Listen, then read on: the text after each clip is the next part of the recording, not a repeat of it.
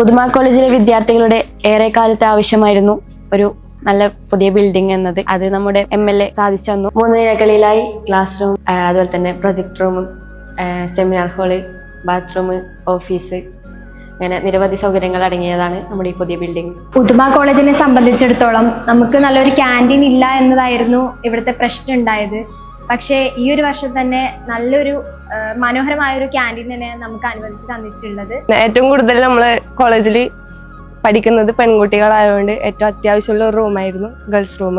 ഒരുപാട് സൗകര്യങ്ങൾ ഇപ്പൊ നമ്മളെ ഗേൾസ് റൂമിന്റെ ഉള്ളിൽ ഒരുക്കിയിട്ടുണ്ട്. ഈ ബിൽഡിങ്ങിനകത്ത് നമുക്ക് വിശാലമായ നല്ലൊരു സെമിനാർ ഹാളാണ് ഒരുക്കി തന്നിട്ടുള്ളത്.